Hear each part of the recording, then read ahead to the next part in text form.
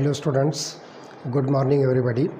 आज हम chemistry part second 12th का न्यू चैप्टर स्टार्ट करने जा रहे हैं और उसका टाइटल है पॉलीमर्स। जैसा कि आपको मालूम है, the word polymer is coined from two Greek words poly. एक वर्ड है poly which means so many and mer means unit और पार्ट। तो इस तरह से आप देखोगे कि जो पॉलीमर्स होते हैं वो बहुत सारे जो है स्मॉलर यूनिट्स के साथ आपस में मिलकर जो है जो कंपाउंड बनाते हैं उसको हम जो है नाम देंगे पॉलीमर। तो जो स्मॉलर रिपीटिंग स्ट्रक्चरल यूनिट होती है, स्मॉलर रिपीटिंग स्ट्रक्चरल यूनिट्स, इसको हम नाम देते हैं monomers. And these monomers are repeatedly joined with each other with the help of covalent bond। तो इस तरह से यहाँ पर जो ये मॉलिक्यूल्स होते हैं, तो ऐसे बहुत सारे जो है मॉलिक्यूल्स आपस में एक दूसरे के साथ ज्वाइंट होकर very large molecules having very high molecular mass जो है कंपाउंड जो फॉर्म करते हैं। तो वो मॉलिकुलर मास जो होगा that is about 10⁻³ to 10⁻7 unified mass. तो इस पर से जो है आप अंदाज़ा लगा सकते हो कि ये कितने लार्जर मॉलिक्यूल्स हो सकते हैं, और इसी बिना पर हम इसको जो है नाम देते हैं these are the macro molecules. Macro कहते हैं बहुत ही लार्जर। तो ऐसे जो है बहुत सारे मोनोमर्स, हज़ारों की तादाद हो सकती है, वाट एवर, इतने सारे जो है मोनोमर्स आपस में एक दूसरे के साथ जो है 1 by 1 ज्वाइंट होते हैं और इस तरह से वो जो है मैक्रो मॉलिक्यूल बनाते हैं जिसका मॉलिकुलर मास 10⁻³ to 10⁻7 यूनिफाइड मास होता है, जिसको जनरली हम जो है नाम देते हैं पॉलीमर्स। तो the repeating structural units are derived from some simple and reactive molecules. तो ये जो मोनोमर्स होते हैं ये बिल्कुल जो है सिंपल और रिएक्टिव मॉलिक्यूल्स होते हैं। और यहाँ पर जो है ध्यान रखना है कि ये मोनोमर्स जब आपस में ज्वाइंट होकर पॉलीमर बनाते हैं तो इस प्रोसेस को हम जो है नाम देते हैं पॉलीमराइजेशन। तो process of formation of polymer, इसको जो हम नाम देते हैं पॉलीमराइजेशन।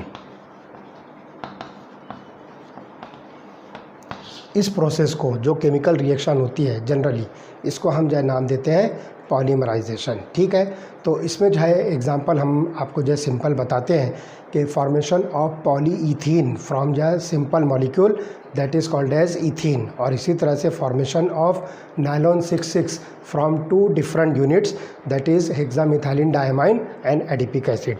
तो चलिए दोनों मैं आपको जो है बता दूं कि किस तरह से जो इसका फॉर्मेशन होता है। आगे जो हम इसको डिटेल में स्टडी करने वाले हैं। यहाँ पर जो डेफिनेशन और इंट्रोडक्शन ऑफ पॉलीमर में हम इसको जो आपको शॉर्ट में बता देते हैं। Look here, this molecule is ethene. तो आप यहाँ पर जो है इसको लिखिए ईथीन। ईथीन मॉलिक्यूल को जो है आप यहाँ पर जो है पहले रिपीटिंग यूनिट में कन्वर्ट कीजिए। This is the repeating unit.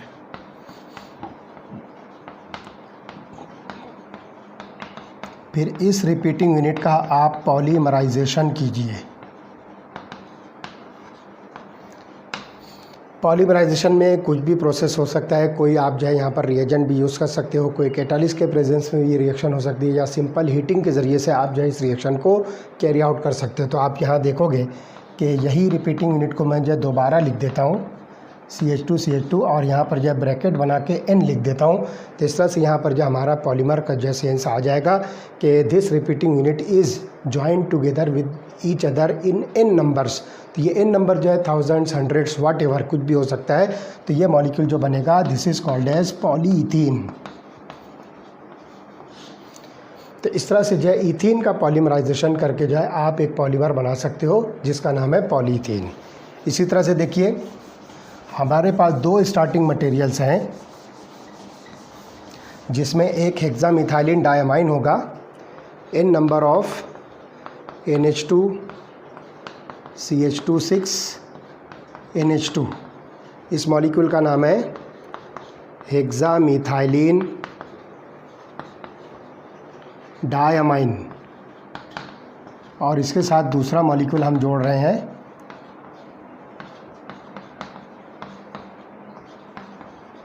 This is called adipic acid.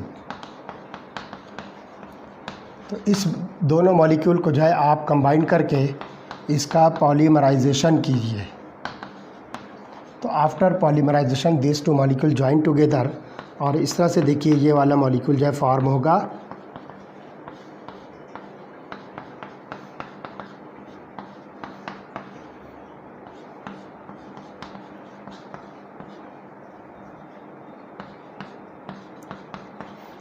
और इसको जो है आप यहाँ पर ब्रैकेट एन कर दीजिए। तो ये हेक्सामिथाइलिन डायमाइन और एडिपिक एसिड को जो है मिलाकर हम पॉलीमराइजेशन करने के बाद जो प्रोडक्ट बनाते हैं उस प्रोडक्ट का नाम है नायलॉन 6,6। वजह क्या है कि हमारे पास जो स्टार्टिंग मटेरियल है हेक्सामिथाइलिन डायमाइन, इसमें देखिए 6 कार्बन्स हैं, और एडिपिक एसिड इसके अंदर भी देखिए 4 यहाँ पर, ये 5th और ये 6। तो the starting material each contains 6 carbon, तो therefore this molecule of the polymer is called as nylon 6,6। अब ये नायलॉन वगैरह इसको जो है नाम क्यों दिया गया ये हम आगे जो है डिस्कस करने वाले डिटेल में। तो चलिए अब आते हैं नेक्स्ट टॉपिक, इसका क्लासिफिकेशन। बहुत ही इंपॉर्टेंट जो है ये टॉपिक है, और पॉलीमर्स को जो है अलग अलग बेसिस पर जो है अलग अलग क्राइटेरियन पर जो है इसको क्लासीफाई किया है। तो हम वन बाय वन कौन कौन से बेसिस पर जो है पॉलीमर्स को क्लासीफाई किया है हम उसको जो स्टडी करने वाले हैं। तो सबसे पहली जो क्लासिफिकेशन है that is based on source. तो सोर्स की बेसिस पर जो है पॉलीमर्स को क्लासीफाई किया है। तो पहली टाइप की जो क्लासिफिकेशन है हम यहाँ पर इसको जो है ए लिखते हैं, this is based on source. Polymers को जो है कहाँ से ऑब्टेन किया गया, तो यहाँ ध्यान रखना है कि पॉलीमर्स को जो है 3 टाइप में जो है क्लासीफाई किया गया है बेस्ड ऑन द सोर्स। पहला है नेचुरल पॉलीमर, दूसरा सेमी सिंथेटिक पॉलीमर, और तीसरा है सिंथेटिक। तो हम आते हैं number 1 natural polymer, number 2 semi synthetic polymer, and number 3 is synthetic polymer. तो 3 टाइप्स हैं यहाँ पर है आपको जो मिलेगा बेस्ड ऑन सोर्स। तो चलिए सबसे पहले हम देखेंगे नेचुरल पॉलीमर्स। तो this polymers are found in plants and animals. Simple बात है कि आप उसको जो है नेचुरल सोर्स से ऑब्टेन करते हो, और नेचुरल सोर्स जो है आपके पास जो है 2 टाइप है, आइदर इट इज़ प्लांट और इट इज़ एनिमल। तो बिल्कुल सिंपल है, प्लांट और एनिमल सोर्स से अगर आप जो है कोई पॉलीमर ऑब्टेन करते हो तो उसको हम नेचुरल पॉलीमर्स कहेंगे। एग्जाम्पल जो है protein, cellulose, starch and resins and rubbers, ये सब के सब जो है आपको नेचुरल सोर्स से जो है मिलेंगे पॉलीमर्स। ठीक है, तो proteins, starch, cellulose etcetera, these are the examples of natural polymer. ठीक है, दूसरा ये सेमी सिंथेटिक। जैसे कि वर्ड आपको दिखता है सेमी सिंथेटिक, मीन्स आपको यहाँ पर क्या करना है कि कुछ नेचुरली ऑकरिंग पॉलीमर्स के ऊपर किसी तरह का कोई केमिकल एक्शन या कोई प्रोसेस करके उसको किसी दूसरे वैरायटी ऑफ पॉलीमर के अंदर कन्वर्ट करते हो, तो उसको हम यहाँ पर जो है सेमी सिंथेटिक पॉलीमर्स कहेंगे। तो आप ध्यान रखिए कि cellulose derivatives as cellulose acetate and cellulose nitrate are the usual examples of this category. तो सेलुलोज डेरिवेटिव में आप क्या कीजिए कि इसको जो है सेलुलोज एसीटेट बना दीजिए। एग्जांपल यहाँ लीजिए, सेलुलोज एसीटेट जिसको हम सिंपली रेयॉन कहेंगे, this is commonly called as rayon. और इसी तरह से एक है सेलुलोज नाइट्रेट। तो आप यहाँ पर देख रहे हो एसीटेट और नाइट्रेट, ये बताता है कि इसके ऊपर कुछ प्रॉपर केमिकल रिएक्शन करने के बाद इसको किसी अदर वैरायटी ऑफ पॉलीमर के अंदर जो कन्वर्ट किया है, therefore it is called as semi synthetic. और सेलुलोज बता रहे हैं कि ये नेचुरली ऑकरिंग पॉलीमर है। तो नेचुरली ऑकरिंग पॉलीमर के ऊपर किसी तरह का कोई केमिकल एक्शन वगैरह करने के बाद आप किसी दूसरे वैरायटी ऑफ पॉलीमर में इसको कन्वर्ट कर रहे हो, such type of polymers are called as semi synthetic. और फाइनली आप देख रहे हो कि सिंथेटिक जो है ये जनरली ये मैन मेड पॉलीमर्स होते हैं। तो variety of synthetic polymers are plastic, synthetic fibres and synthetic rubber etcetera, these are the examples of synthetic polymers.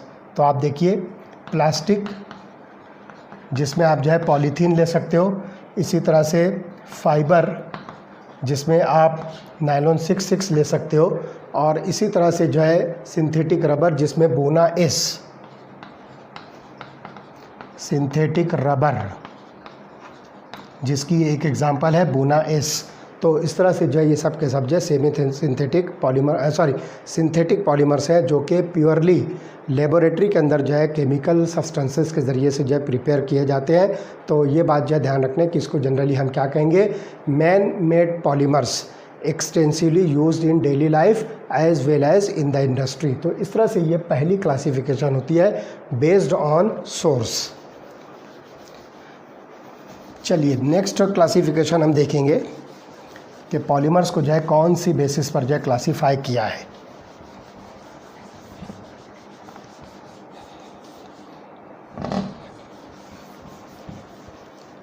तो सेकंड टाइप हम लेंगे B. It is based on structure of polymer.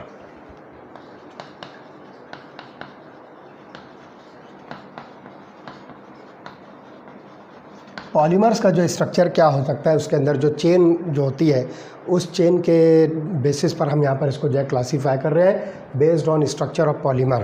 तो यहाँ पर भी आप देखिए कि 3 टाइप के जो स्ट्रक्चर ऑफ पॉलीमर्स पर जो है आपको पॉलीमर्स की क्लासिफिकेशन मिलेगी। पहला होगा लीनियर पॉलीमर, दूसरा होगा ब्रांच्ड, और तीसरा होगा क्रॉस लिंक और नेटवर्क। तो पहला हम यहाँ पर लेंगे लीनियर पॉलीमर, दूसरा यहाँ होगा ब्रांच्ड पॉलीमर, और तीसरा क्रॉस लिंक्ड, और जिसको आप नाम दीजिए नेटवर्क पॉलीमर। तो इस तरह से ये 3 टाइप्स आपको जो मिलेगी, linear, branched and cross link. तो आप देख रहे हो कि इसके जो नाम के अंदर ही जो है आपको इसकी डेफिनेशन जो है समझ में आ जाती है। तो इसमें जो है ध्यान रखना है कि सबसे पहले हम देखते हैं कि लीनियर पॉलीमर की जो है मीनिंग क्या होती है। तो this polymers consist of long and straight chains and the example is high density polythene, polyvinyl chloride etcetera. तो इस तरह से यहाँ पर जो है ध्यान रखना है कि ये पॉलीमर जो है इस तरह से लॉन्ग चेन पॉलीमर्स होते हैं। इसके अंदर जो है किसी तरह की जो है ब्रांचेस नहीं होती है लाइक दिस। तो इस तरह से जो पॉलीमर्स होते हैं ये सब के सब जो है लीनियर पॉलीमर के अंदर आएंगे, जिसमें एग्जांपल है हाई डेंसिटी पॉलीथीन, जिसको हम जो है नाम देंगे HDPE, हाई डेंसिटी पॉलीथीन, या फिर PVC, पॉलीविनिल क्लोराइड, जिसको हम जो है नाम देंगे। तो ये जो है बेस्ट एग्जांपल्स हैं स्ट्रेट चेन पॉलीमर्स की, जिसको हम जो है सिंपली कहते हैं लीनियर पॉलीमर्स। ठीक है, उसके बाद आइए दूसरी टाइप जो है ब्रांच्ड पॉलीमर्स। तो इसके अंदर क्या होगा कि this polymer contain linear chains having some branches. तो यहाँ पर जो है आप देखोगे कि इसी तरह की कुछ जो है लीनियर चेन्स होती है, और उसके अंदर जो है कुछ छोटी छोटी जो है ब्रांचेस कहीं कहीं पर जो होती है लाइक दिस। तो ये जो है कोई सी भी ब्रांच, वाट एवर, कुछ भी आप इसको जो है समझ सकते हो, ये ब्रांचेस होती है। तो such type of polymers are said to be branched polymers. तो इसकी जो एग्जांपल देखिए, लो डेंसिटी पॉलीथीन, जिसको हम नाम देंगे LDPE, this is low density polythene. ये एक जो है बेस्ट एग्जांपल है ब्रांच पॉलीमर की। तो आगे जो है किस तरह से ये स्ट्रक्चर जो है बनते हैं, हम इसको जो है डिटेल में स्टडी करने वाले हैं। सिर्फ यहाँ पर जो है क्लासिफिकेशन के हिसाब से आप ये समझिए कि स्ट्रेट चेन जो है यहाँ पर होती है, लेकिन साथ ही साथ जो है कुछ छोटे ग्रुप्स यहाँ पर एज ए ब्रांच प्रेजेंट होते हैं। जैसे आप देख रहे हो लो डेंसिटी पॉलीथीन के अंदर जो है इस तरह का स्ट्रक्चर जो आपको मिलेगा। ठीक, चलिए तीसरी टाइप है क्रॉस लिंक्ड। तो क्रॉस लिंकिंग में क्या होता है कि जो चेन्स है आपस में एक दूसरे के साथ भी जॉइंट होती है, कहीं ना कहीं पर जो है ये 2 पैरेलल चेन्स अगर चल रही तो उसके बीच में जो है क्रॉस लिंकिंग होती है। तो these are usually formed from bifunctional and trifunctional monomers and contain strong covalent bonds between various linear polymer chains.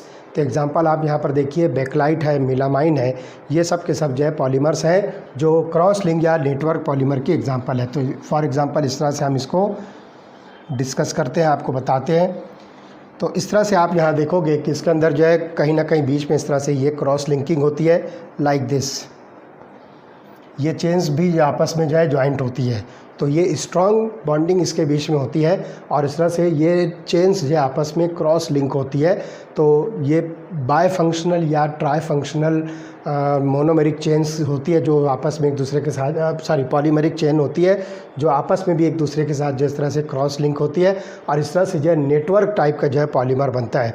तो such type of polymers are called as cross linked और network polymer. तो example यहाँ पर जो है bakelite और melamine, bakelite और melamine, these are the two important examples of cross linked और नेटवर्क पॉलीमर्स। तो इस तरह से यहाँ पर ये दूसरे टाइप की जो है क्लासिफिकेशन आपको मिलती है पॉलीमर्स की। चलिए अब तीसरी टाइप की जो है पॉलीमर हम देखेंगे कि इसके अंदर जो है जो मोड ऑफ पॉलीमराइजेशन जो रिएक्शन होती है उसकी बेसिस पर। तो यहाँ पर हम लिखेंगे तीसरी टाइप,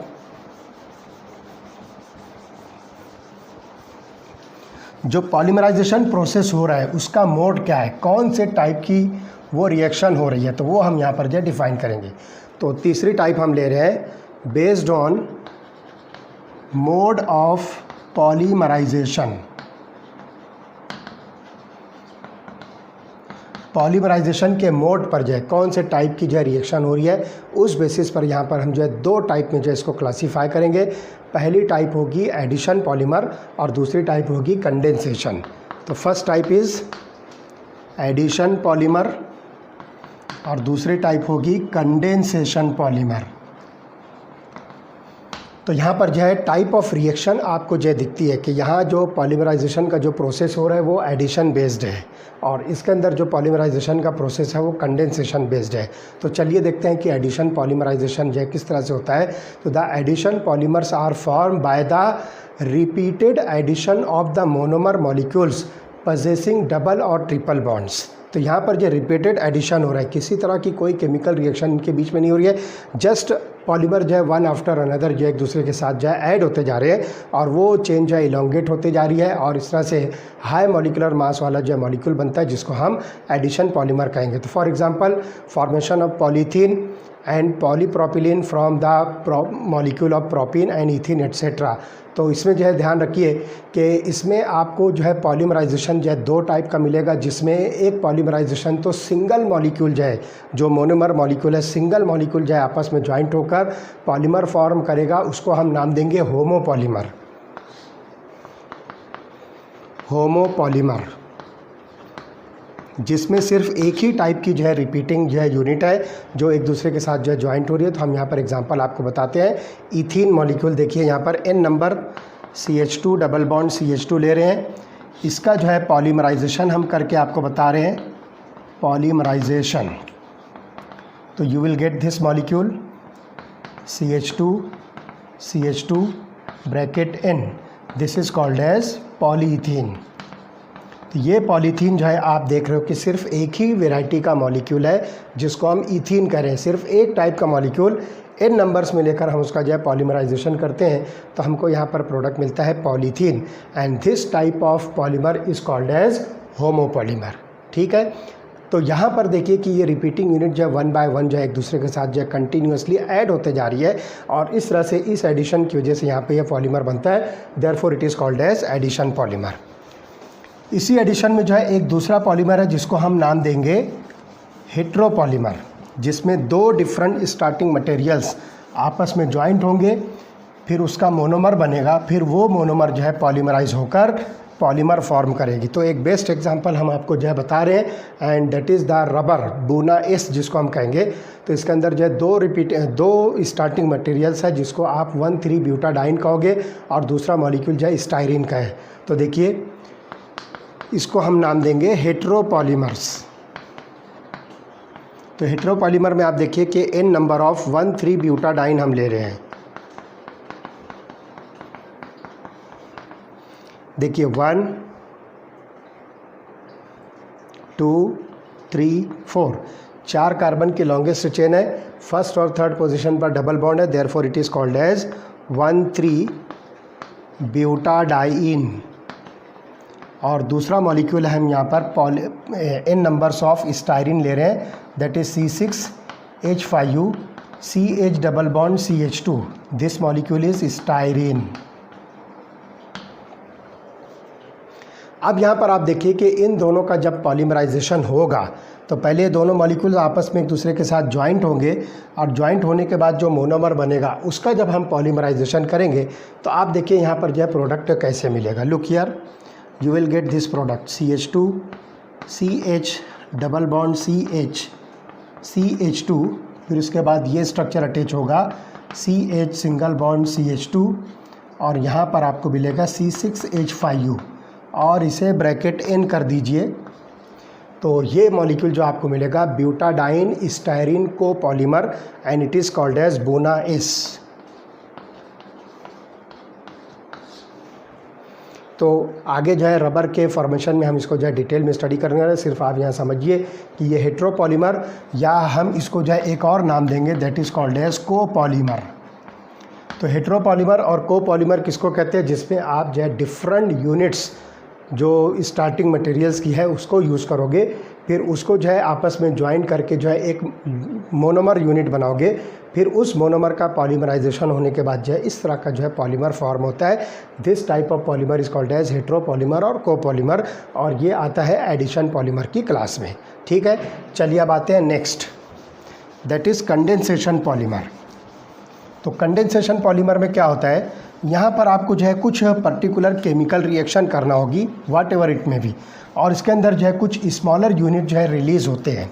जो हमारे पास स्टार्टिंग मटेरियल्स हैं उसमें से कुछ स्मॉलर यूनिट, जैसे कि आप देखोगे कि कहीं से वाटर मॉलिक्यूल निकलेगा, कहीं पर मिथेनॉल निकलेगा और कहीं पर जो है हाइड्रोजन क्लोराइड मॉलिक्यूल निकलेगा। तो इस तरह से कुछ छोटे मॉलिक्यूल जो है निकलते हैं और वो जो रिपीटिंग यूनिट्स है आपस में एक दूसरे के साथ जो है कंडेंस होती है। तो ध्यान रखिए कि the condensation polymers are form by repeated condensation reaction between two different bifunctional or trifunctional monomer units. तो इस तरह के जो है मॉलिक्यूल जो होते हैं उनके बीच में जो है कंडेंसेशन रिएक्शन होती है। ठीक है, तो यहाँ पर जो है ध्यान रखना है कि in this polymerization reactions the elimination of some small molecule such as water, alcohol, hydrogen chloride etcetera take place. जैसा कि मैंने बताया ये कुछ छोटे मॉलिक्यूल जो है बाहर निकलते हैं। तो एग्जांपल यहाँ पर जो आपको मैं बता रहा हूँ कि नाइलॉन 6,6 जो है ये बेस्ट एग्जांपल है जिसके अंदर जो वाटर मॉलिक्यूल जो है रिलीज़ होता है। इसी तरह से आप देखोगे कि टेरिलिन है जिसको हम डेक्रोन कहते हैं। तो ये जो है कुछ एग्जांपल्स हैं जो कंडेंसेशन पॉलीमर्स की एग्जांपल है। तो इसमें आप देखिए कि जैसा कि अभी मैंने आपको बताया था कि hexamethylene diamine NH2 CH2 6 numbers NH2 plus COOH CH2 4 times COOH। तो n number of hexamethylene diamine और n number of methylene adipic acid, जब इनका हम जो है पॉलीमराइजेशन करते हैं तो आप यहाँ देख रहे हो कि वाटर मॉलिक्यूल इसमें से जो है रिलीज़ होगा और ये वाला पॉलीमर जो है फॉर्म होता है।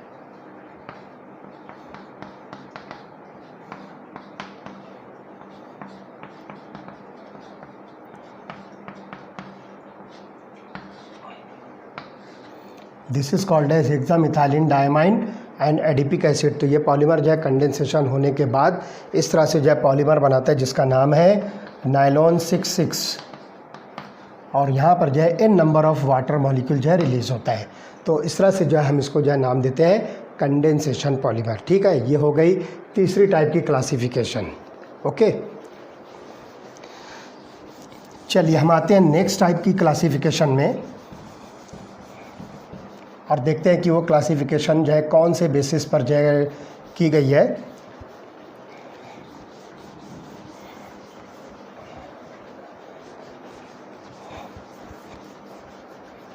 तो इसमें देखिए जो फोर्थ टाइप की क्लासिफिकेशन हमारे पास में है that is based on molecular forces.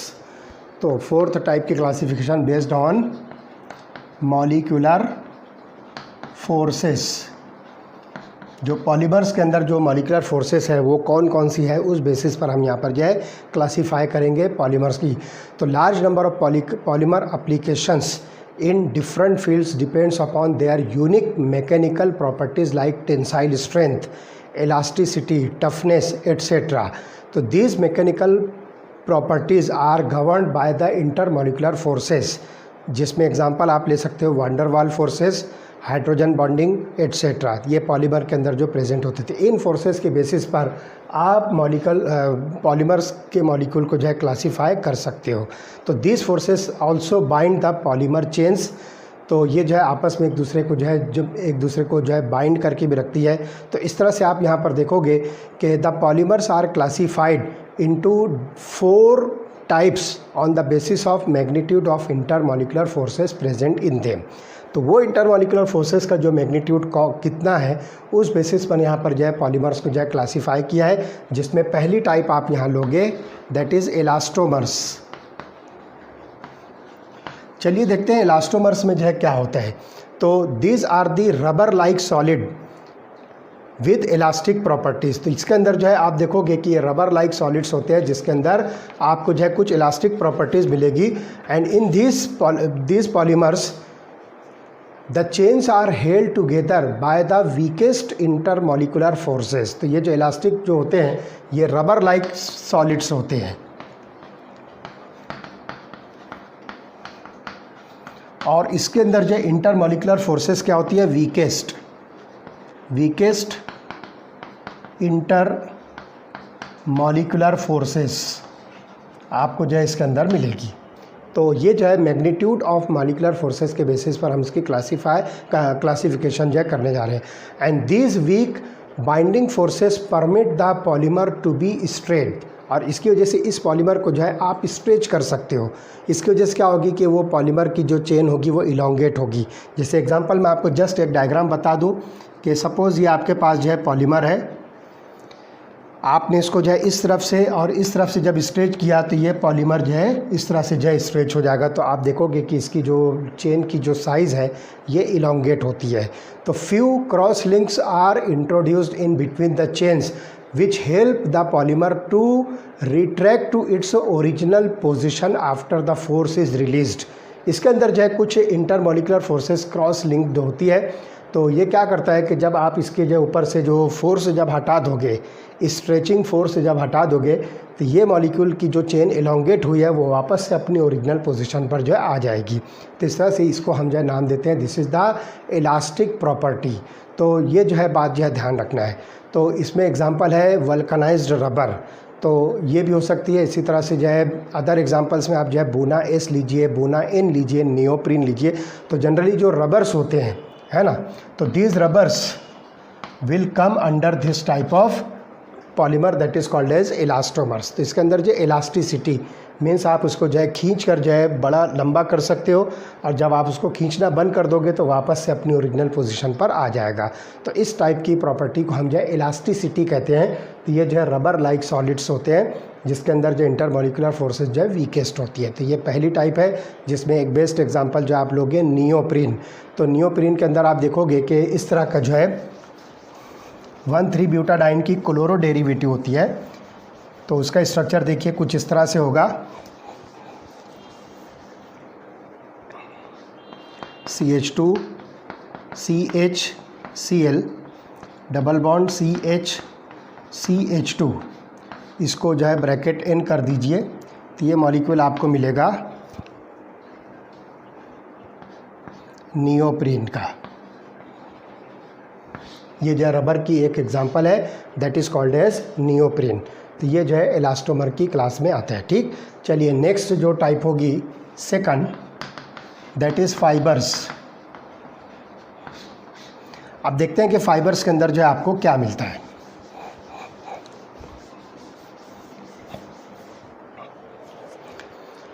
तो fibres are the thread forming solids. तो यहाँ पर जो ध्यान रखिए कि ये सबके सब थ्रेड फॉर्मिंग सॉलिड्स होते हैं, जिसका आप जो है थ्रेड बना सकते हो, धागा आप जो है इसका बना सकते हो। ये वो सॉलिड्स होते हैं। And they possess high tensile strength and high modulus. तो इसके अंदर जो टेंसाइल स्ट्रेंथ जो है बहुत हाई होती है। आप इसको कितना भी खींचे जनरली ये टूटता नहीं है। तो आप इसको कह सकते हैं कि इसके जो हाई टेंसाइल स्ट्रेंथ होती है। And this characteristics can be attributed to the strong intermolecular forces like hydrogen bonding. तो यहाँ पर जो इनके अंदर जो आपको स्ट्रॉन्ग इंटरमॉलिक्यूलर फोर्सेस मिलेगी। तो इसको हम जो है फाइबर्स कहते हैं। तो इसकी जो फोर्सेस अट्रैक्शन होती है वो इलास्टोमर से जो है ज़्यादा होती है, उससे ज़्यादा स्ट्रांग होती है। ठीक, तो ये जनरली क्या होती है, हाइड्रोजन बॉन्डिंग इसके अंदर होती है।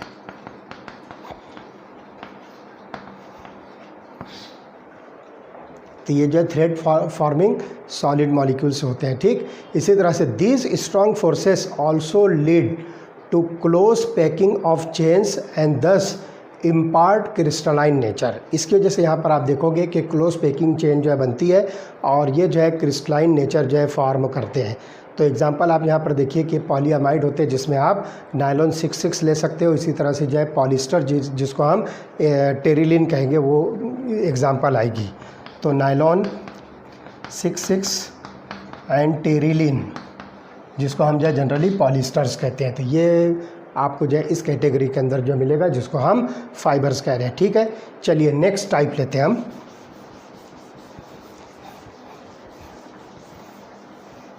तीसरी टाइप जो होगी that is thermoplastic polymer. Third type thermoplastic polymers. अब देखते हैं कि थर्मोप्लास्टिक जो हम किसको कहते हैं। थर्मो मीन्स हीट और प्लास्टिसिटी मीन्स क्या होगा कि आप जब हीट करो तो सॉफ्ट होंगे और आप इसको जब कूल करो तो ये हार्ड होते थे। इस प्रॉपर्टी को हम यहाँ नाम देते हैं थर्मोप्लास्टिक प्रॉपर्टी। तो ध्यान से सुनिए कि these are the linear or slightly branched long chain molecules capable of repeatedly softening on heating and hardening on cooling. जैसा कि मैंने बताया कि जब आप इसको हीट करोगे तो सॉफ्ट हो जाएगा और कूल करने पर जो है दोबारा से ये हार्ड हो जाएगा। तो इस प्रॉपर्टी को हम जो है प्लास्टिक प्रॉपर्टी कहते हैं। तो थर्मोप्लास्टिक मीन्स हीट करने पर इसके अंदर जो आपको प्लास्टिक प्रॉपर्टी मिलेगी, यानी कि सॉफ्ट होगा और जब आप इसको कूल करोगे तो दोबारा से जो है ये क्या होगा, हार्ड हो जाएगा। ठीक, तो this polymers possess intermolecular forces of attraction intermediate between elastomers and fibers। इन दोनों के बीच की जो है यहाँ पर आपको जो है इंटरमॉलिकुलर फोर्सेस मिलेगी। इलास्टोमर और फाइबर के बीच की जो इंटरमॉलिकुलर फोर्सेस होती है जिसको हम intermediate between elastomers and fibres कहते हैं, तो ये फोर्सेस आपको मिलेगी थर्मोप्लास्टिक पॉलीमर्स के अंदर। ठीक है, तो ये बात जो है ध्यान रखिए। तो एग्जांपल आप देखोगे कि पॉलीथीन है, पॉलीस्टायरीन है, polyvinyl chloride, polythene, polyvinyl chloride, polystyrene etcetera, ये सब के सब जो एग्जांपल्स हैं थर्मोप्लास्टिक पॉलीमर की। तो पॉलीविनिल क्लोराइड देखिए यहाँ पर आपको मिलेगा CH2CHCl और इसको ब्रैकेट N कर दीजिए तो ये है पॉलीविनिल क्लोराइड जिसको हम शॉर्ट में लिखते हैं PVC। तो this is an example of thermoplastic polymer. ठीक है, अब आते हैं लास्ट इसके अंदर जो कैटेगरी है दैट इज़ थर्मोसेटिंग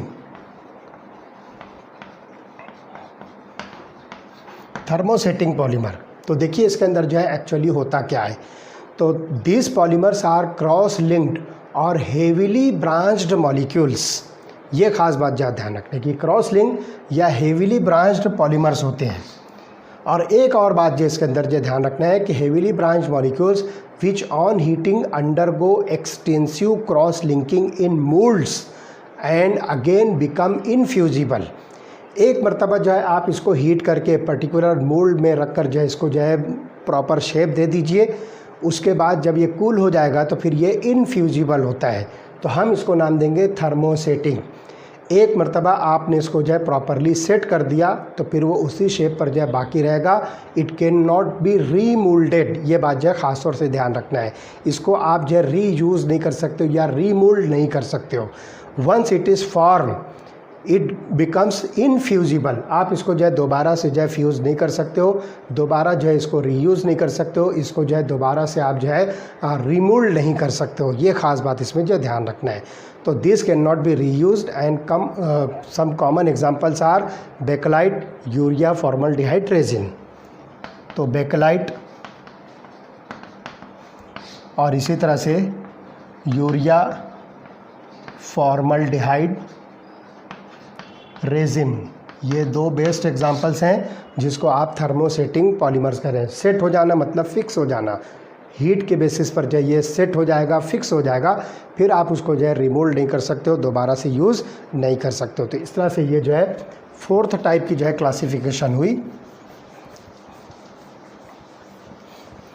चलिए एक क्लासिफिकेशन हम और देखते हैं,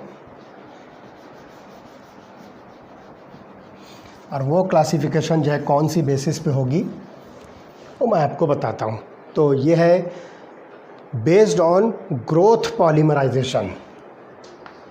next type based on growth polymerization.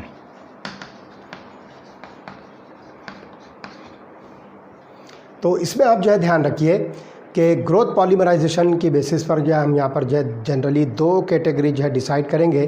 तो the addition and condensation polymers are nowadays also referred as chain growth polymers and step growth polymers depending on the type of polymerization mechanism by they undergo during the formation। तो ये जो हमने अभी addition और condensation polymer जिसको study किया है, इसके जो है दो दूसरे नाम हैं, जिसमें एक का जो है नाम होगा एडिशन पॉलीमराइजेशन और चेन ग्रोथ पॉलीमराइजेशन, और दूसरा है कंडेंसेशन जिसको आप जो है स्टेप ग्रोथ पॉलीमराइजेशन जो है कह सकते हो।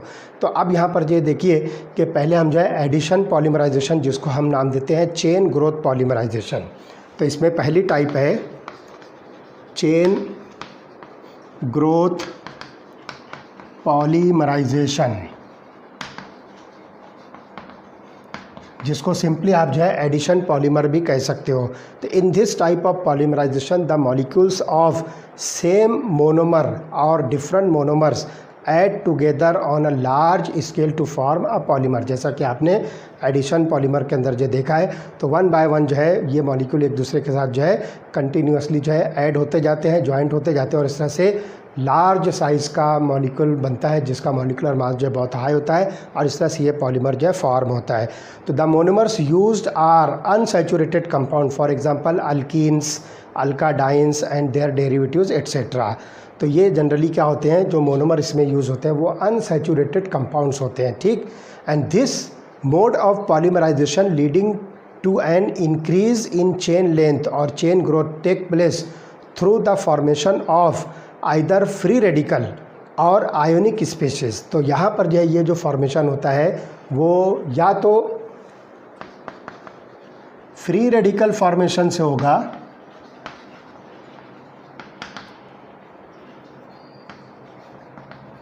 या फिर इसके अंदर जो है आयोनिक स्पेशीज़ बनती है।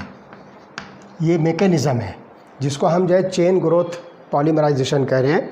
तो इसके अंदर या तो फ्री रेडिकल का फॉर्मेशन होगा या फिर आयोनिक स्पेसीज़ इसके अंदर जो है बनेगी। और इसी तरह से यहाँ पर जो है ध्यान रखिए कि एडिशन और chain growth polymerization is the most common mode of polymerization. इसके अंदर जो है ये एडिशन होता है जिसको हम जनरली चेन ग्रोथ कहते हैं। तो चेन जो है कंटिन्यूसली जो है ग्रो होती है on the basis of the addition of the monomers. तो इसमें हम जो है चलिए देखते हैं सबसे पहले कि जो फ्री रेडिकल मैकेनिज़्म होता है वो किस तरह से होगा।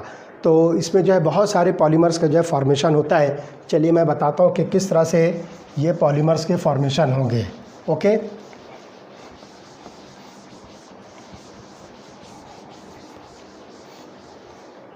तो देखिए चेन ग्रोथ पॉलीमराइजेशन जो है किस तरह से होगा। तो सबसे पहले हम देखते हैं फ्री रेडिकल मैकेनिज़्म जो है किस तरह से हो रहा है। ओके, उसके बाद जो है हम और भी वैरायटी जो है डिस्कस करेंगे। तो फ्री रेडिकल मैकेनिज़्म जो है किस तरह से होता है, तो हम यहाँ लिखेंगे फ्री रेडिकल मैकेनिज़्म। तो इसमें क्या होगा, variety of alkenes or dienes and their derivatives are polymerized in the presence of free radical generating initiator that is called as catalyst. तो यहाँ पर जो है फ्री रेडिकल जनरेटर आपको जो है इस मिक्सचर के अंदर जो है मिक्स करना पड़ेगा, ऐड करना पड़ेगा, जिसको हम जनरली कैटालिस्ट कहते हैं। जैसे कि एग्जांपल है बेंजोइल पर ऑक्साइड, बेंजोइल पर ऑक्साइड, इसमें जो है एज ए कैटलिस्ट आप यूज़ करोगे, या फिर जो है एसिटिल पर ऑक्साइड और टर्शरी ब्यूटिल पर ऑक्साइड, एसिटिल पर ऑक्साइड और टर्शरी ब्यूटिल पर ऑक्साइड। जनरली जो है पर ऑक्साइड जो है इसके अंदर जो है यूटिलाइज होते हैं फ्री रेडिकल मैकेनिज़्म के अंदर, ठीक है। तो एग्जांपल हम यहाँ लेते हैं polymerization of ethene to polythene, consisting of heating or exposing to light a mixture of ethene with small amount of benzoyl peroxide। यहाँ पर हम जो है बेंजोइल पेरोक्साइड के प्रेजेंस में ईथीन को जो है लाइट में जो है एक्सपोज करते हैं। ठीक, तो इसकी वजह से क्या होगा, दोनों का मिक्सचर यहाँ पर जब हम लेकर इसको जो लाइट पर जो एक्सपोज करेंगे तो the process starts with the addition of phenyl free radical form by the peroxide to the ethene double bond, thus generating a new and larger free radical, and this step is called as chain initiation step।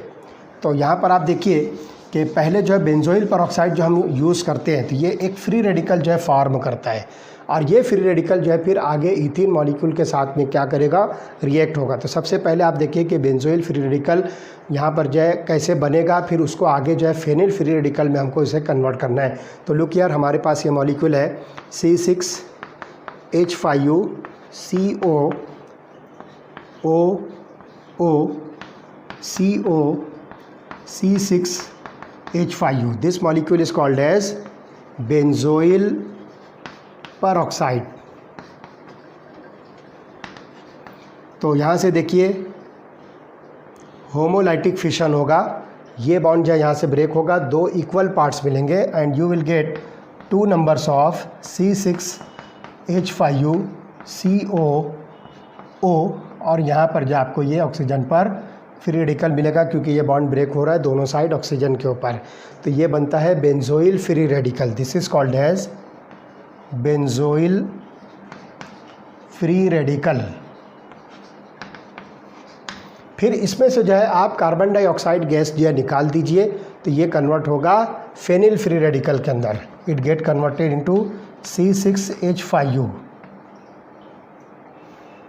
इस तरह से यहाँ पर जो है ये phenyl free radical के अंदर जो कन्वर्ट होगा 2 नंबर्स में, और प्लस कार्बन डाइऑक्साइड गैस यहाँ से जो है रिलीज़ होगी। तो इस तरह से जो है बहुत आसानी के साथ हम यहाँ पर जो है ये फेनिल फ्री रेडिकल बनाएंगे। फिर यहाँ पर देखिए कि चेन इनिशिएशन जो स्टेप होती है इसके अंदर ये phenyl free radical ethene molecule के साथ जो है रिएक्ट होगा। देखिए क्या हो रहा है,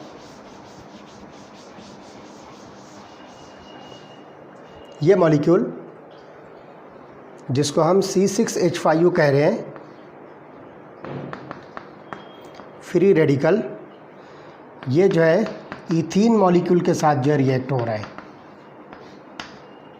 तो ये इसके साथ जो है अटैच होगा तो देखिए प्रोडक्ट क्या बनेगा, C6H5U CH single bond CH2 single bond CH2, और फ्री रेडिकल जो है यहाँ पर फॉर्म हो रहा है। तो इसको हम यहाँ पर जो है नाम दे रहे हैं चेन इनिशिएशन स्टेप। तो यहाँ पर जो है लार्जर फ्री रेडिकल फॉर्म हो रहा है, ये जो स्मॉलर है इसमें 2 कार्बन और ऐड हो गया तो ये लार्जर फ्री रेडिकल जो फॉर्म होगा। ठीक, अब आगे as this free radical reacts with another molecule of ethene, another bigger sized radical is form and the repetition of this sequence with new and bigger radicals carries the reaction forward and the step is called as chain propagating step. अब आगे जो है आप इसको क्या कीजिए, ये molecule हमारे पास में है C6H5U CH2 ये फ्री रेडिकल है, ये आगे जो है फिर से ईथीन मॉलिक्यूल के साथ जो है रिएक्ट होगा और आपको जो प्रोडक्ट मिलेगा C6H5U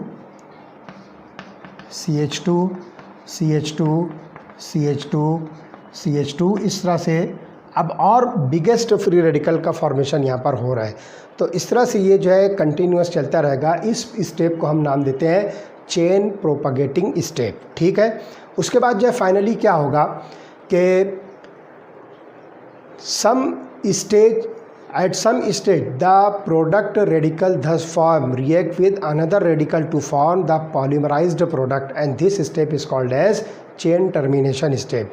तो यहाँ पर जो है चेन टर्मिनेशन स्टेप में क्या होगा कि the long chain formation for the termination of the long chain the free radicals can combine in different ways to form polythene, and one mode of termination of the chain जो कि यहाँ पर जो है लीनियर फॉर्म में जो है show किया है। तो हम ऐसे जो है 2 मॉलिक्यूल्स लेते हैं। से फॉर एग्जांपल जब ये कंटिन्यूस चलता रहेगा, चेन इनिशिएशन चलती रहेगी, तो आगे जो है फाइनली ये किस में कन्वर्ट होगा, देखिए C6H5U CH2 CH2 CH2 CH2 CH2 इस तरह से यहाँ पर जो है आपको ये फ्री रेडिकल का जो है फॉर्मेशन मिलेगा। और इसमें आप जो है देख सकते हो कि इसमें n नंबर मॉलिक्यूल जो है ज्वाइंट होंगे लाइक दिस। यहाँ पे आप इसको जो है ब्रैकेट n कर सकते हो, C6H5U CH2 bracket n then CH2 और यहाँ पर जो है आपको फ्री रेडिकल मिलेगा। तो ये जो है चेन प्रोपगेटिंग स्टेप में जो है इस तरह के जो है फ्री रेडिकल्स मिलते हैं। जब चेन टर्मिनेशन की बात आएगी तो ऐसे जो है दो यूनिट जो है आपस में ज्वाइन कर दीजिए। तो देखिए चेन टर्मिनेशन स्टेप आपको जो है किस तरह की मिलेगी। ये एक मॉलिक्यूल मैं पहले लिखता हूँ C6H5U then CH2 bracket n CH2 plus बिल्कुल इसी के जैसा दूसरा स्ट्रक्चर मैं लिखता हूँ CH2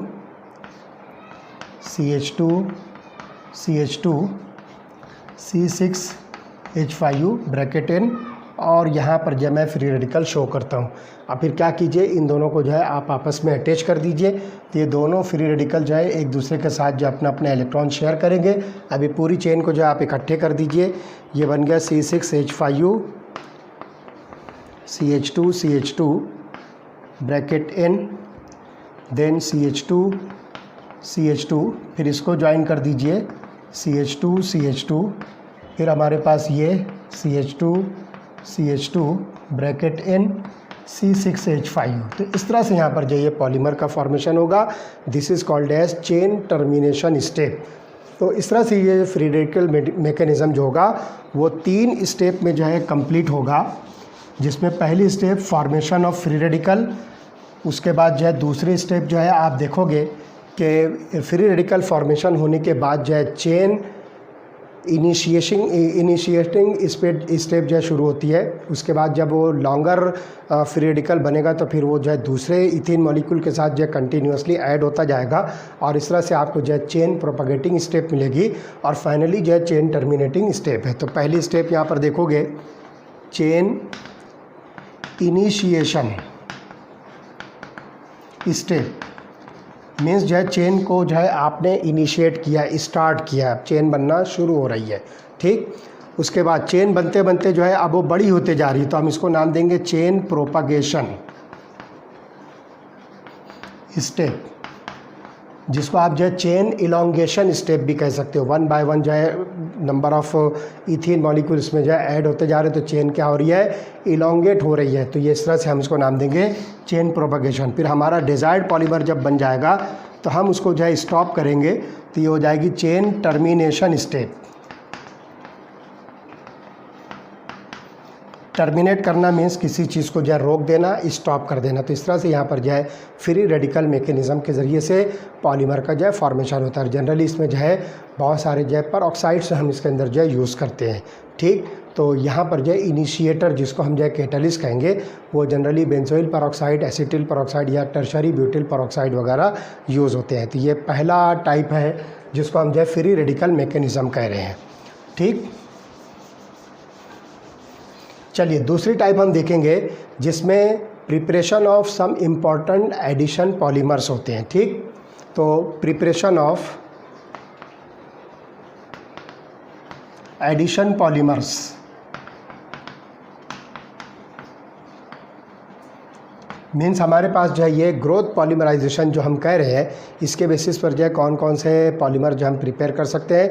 तो इसमें सबसे पहला पॉलीमर होगा पॉलीइथीन। चलिए देखते हैं कि पॉलीथीन का फॉर्मेशन जो एक्चुअली किस तरह से होता है। तो सबसे पहले देखिए कि 2 टाइप के जो है पॉलीथीन्स हमारे पास होते हैं, जिसमें पहला होगा लो डेंसिटी पॉलीथीन। इसमें जो है पहली टाइप है लो डेंसिटी पॉलीथीन, जिसको हम LD पॉलीथीन यानी कि LDPE कहेंगे शॉर्ट में। It is low density polyethene.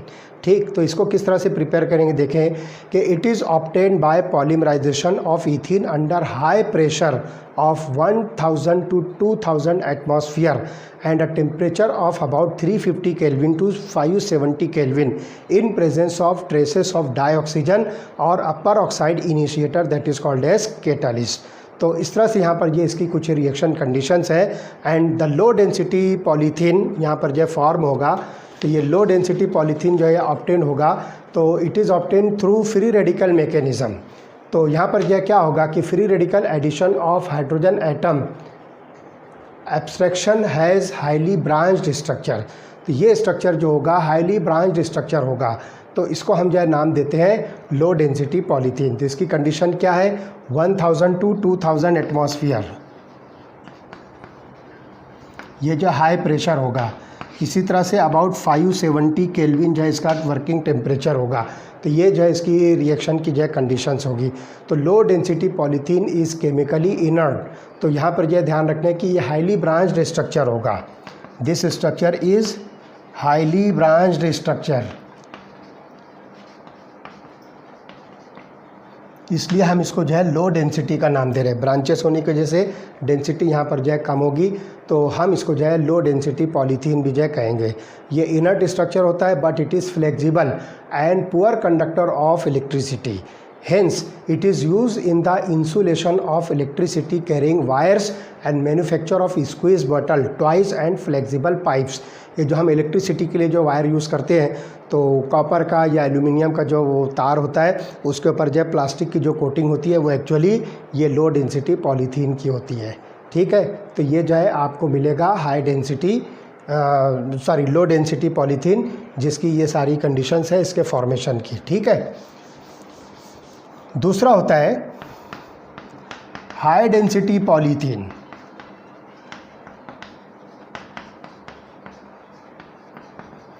जिसको शॉर्ट में हम जो है HDPE कहेंगे। This is high density polythene. इसकी डेंसिटी हाई होती है क्योंकि ये अनब्रांच्ड होता है, ये लॉन्ग चेन या जिसको आप लीनियर पॉलीमर कह सकते हो। तो it is form with addition polymerization of ethene take place in hydrocarbon solvent in presence of catalyst such as triethyl aluminium and titanium tetrachloride, जिसका नाम होता है ज़िग्लर-नाटा कैटलिस्ट। तो ट्राई इथिल एल्यूमिनियम मीन्स यहाँ पर जो आप लीजिए C2H5U थ्राइस Al, इसका नाम है ट्राई इथिल एल्यूमिनियम। और इसी तरह से एक जो दूसरा जो होगा दैट इज़ टिटेनियम टेट्राक्लोराइड, जिसका फार्मूला है TiCl4। This is titanium tetrachloride. इस कैटलिस्ट को हम जो है नाम देते हैं ज़िग्लर-नाटा कैटलिस्ट। दो साइंटिस्ट ज़िग्लर और नाटा, इनके नाम पर जो है इसको नाम दिया है ज़िग्लर-नाटा कैटलिस्ट। और इसका जो है टेम्परेचर जो रेंज होगा that is about 33 kelvin to 343 kelvin, 333 to 343 kelvin पर जो है आप इसको हीट कीजिए। तो इस टेम्परेचर पर जो है फॉर्म होगा।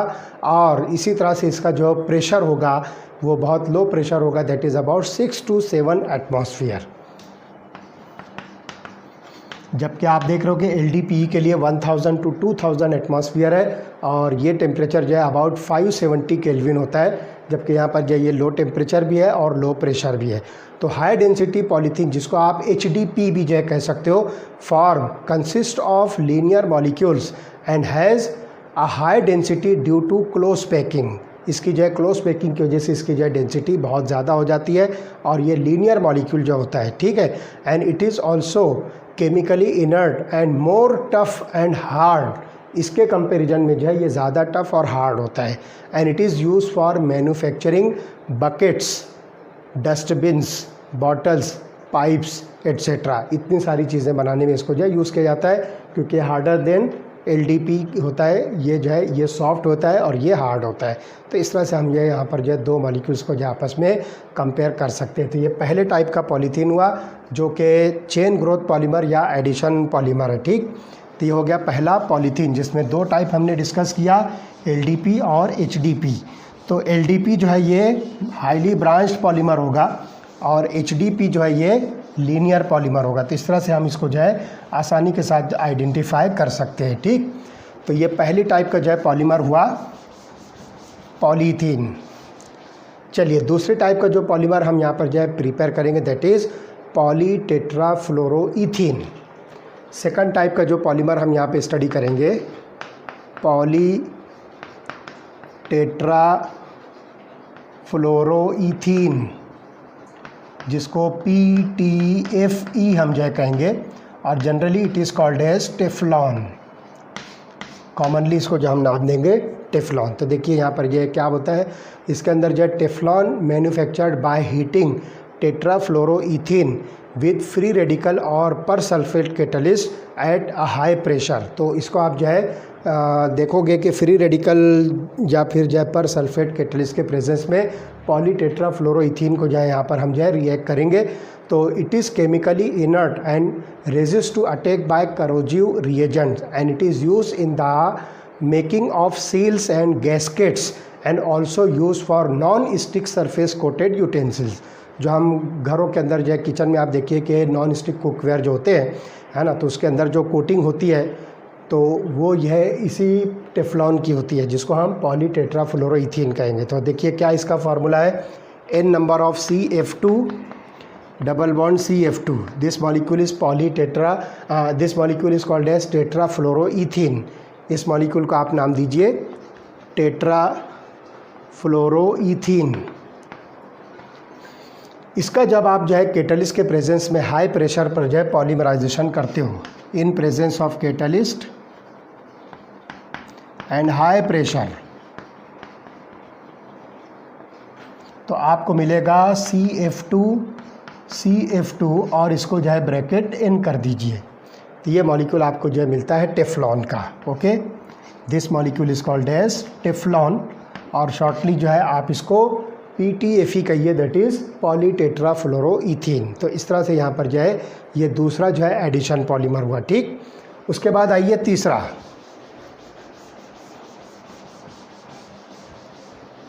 जिसको हम नाम दे रहे हैं पॉलीएक्रिलोनाइट्राइल। थर्ड जो पॉलीमर हम यहाँ पर स्टडी करेंगे दैट इज़ पॉलीएक्रिलोनाइट्राइल। तो इसमें जो है ध्यान रखिए कि the addition polymerization of acrylonitrile in presence of peroxide catalyst leads to the formation of polyacrylonitrile. तो यहाँ पर जो है पर ऑक्साइड कैटलिस्ट के प्रेजेंस में आपको पॉलीमराइजेशन करना है एक्रिलोनाइट्राइल का। तो देखिए एक्रिलोनाइट्राइल क्या है, n number of CH2 double bond CHCN, यहाँ पर जो है साइनाइड ग्रुप जो है प्रेजेंट है। तो इसका जो है पॉलीमराइजेशन कीजिए आप, polymerisation in presence of peroxide catalyst. देखिए क्या होगा, ये बनेगा CH2CH और साइनाइड ग्रुप जो है ये साइड में जाएगा और इसको आप जो है ब्रैकेट इन कर दीजिए। तो ये बन जाएगा पॉलीएक्रिलोनाइट्राइल और ये मॉलिक्यूल आपको मिलता है एक्रिलोनाइट्राइल। तो इस तरह से ये प्रोडक्ट आपको मिलता है polyacrylonitrile and it is use as a substitute for wool in making commercial fibres as Orlon or Acrilan. तो यहाँ पर जो है ऑर्लॉन और एक्रिलन जो है यहाँ पर इसको जो है नाम दे सकते हो। It is also called as Orlon or it is also called as Acrilan. ये जो है सब्सटीट्यूट फॉर वूल। तो बहुत सारे जो है वूलन मटेरियल जो बनते हैं जैसे स्वेटर वगैरह है और ब्लैंकेट वगैरह, वो जनरली इसी मटेरियल से बनते हैं जिसको हम पॉलीएक्रिलोनाइट्राइल कहेंगे। That is nothing but Orlon or एक्रिलन भी जिसका जो है नाम है। तो ये जो है पहली टाइप का जो है पॉलीमर हुआ, जो कि यहाँ पे हम जो है एडिशन ग्रोथ पॉलीमर जिसको नाम देंगे। ये मॉलिक्यूल यहाँ पर जो बनते हैं और तीन इसकी जो हमने एग्जांपल लिया, हाई डेंसिटी पॉलीथीन, लो डेंसिटी पॉलीथीन, ये एक हो गया।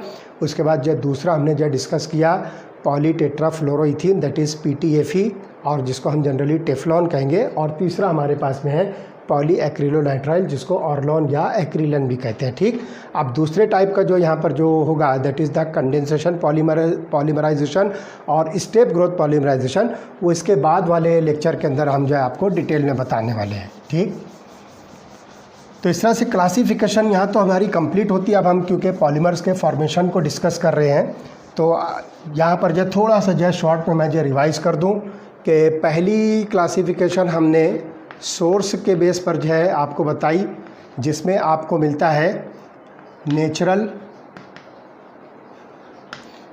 दूसरा मिलता है सेमी सिंथेटिक और तीसरा आपको मिलता है सिंथेटिक। ये 3 टाइप के पॉलीमर्स आपको बेस्ड ऑन सोर्स मिलते हैं। ठीक, दूसरी टाइप आपको मिलती है बेस्ड ऑन स्ट्रक्चर।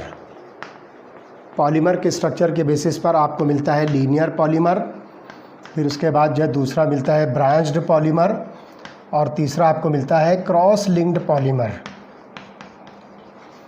ठीक, या इसको जो है आप नेटवर्क पॉलीमर कहिए। तीसरी टाइप जो हमने डिस्कस किया मॉलिक्यूलर फोर्सेस के बेसिस पर, तो मॉलिक्यूलर फोर्सेस के बेसिस पर हमको मिलता है इलास्टोमर्स। दूसरी टाइप हमें मिली फाइबर्स। तीसरी टाइप हमको मिलती है थर्मोप्लास्टिक। चौथी टाइप हमको मिलती है थर्मोसेटिंग। फिर चौथी टाइप की जो क्लासिफिकेशन हमने डिस्कस किया है पॉलीमराइजेशन प्रोसेस।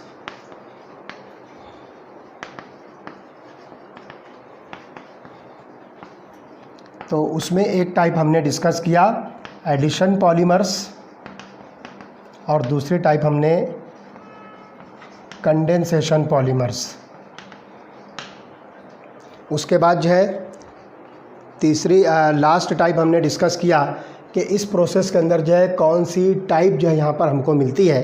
तो एक टाइप है यहाँ पर जो है टाइप के बेसिस पर हम जो है एडिशन पॉलीमराइजेशन को नाम देते हैं step growth, sorry not step, chain growth polymerization, और इस कंडेंसेशन को हम नाम दे रहे हैं स्टेप ग्रोथ पॉलीमराइजेशन।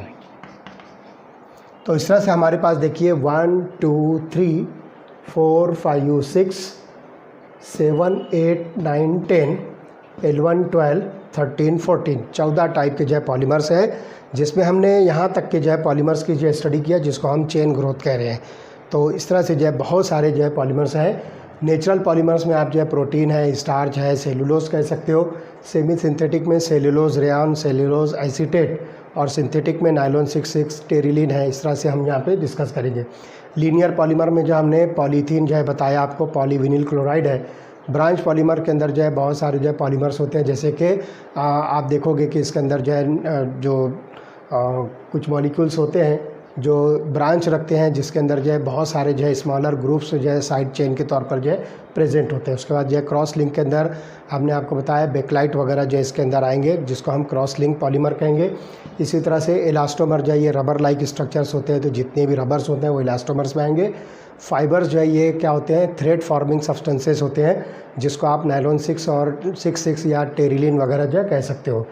थर्मोप्लास्टिक के अंदर जो है पॉलीथीन है, पॉलीविनिल क्लोराइड है, जो हीट करने पर जो है सॉफ्ट होंगे और कूल करने पर दोबारा हार्ड हो जाएंगे। थर्मोसेटिंग जो है एक मरतबा आपने इसको मोल्ड कर दिया तो ये जो है फिर इनफ्यूजिबल हो जाते हैं, दोबारा से आप इसको जो है रिमोल्ड नहीं कर सकते हो। तो बेक्लाइट वगैरह जो इस क्लास के अंदर आएंगे। उसके बाद जो है एडिशन पॉलीमर में जो है पॉलीथीन है, पॉलीविनिल क्लोराइड है, पॉली एक्रिलोनाइट्राइल वगैरह ये इसके अंदर आएंगे। कंडेंसेशन के अंदर आप देखोगे नायलॉन 6,6 है, टेरिलीन वगैरह, तो ये सारे फाइबर जो है आपको कंडेंसेशन के अंदर मिलेंगे। और चेन ग्रोथ में मीन्स 1 बाय 1 जो है वो चेन जो है ग्रोथ होती है फ्री रेडिकल मैकेनिज्म के ज़रिए से।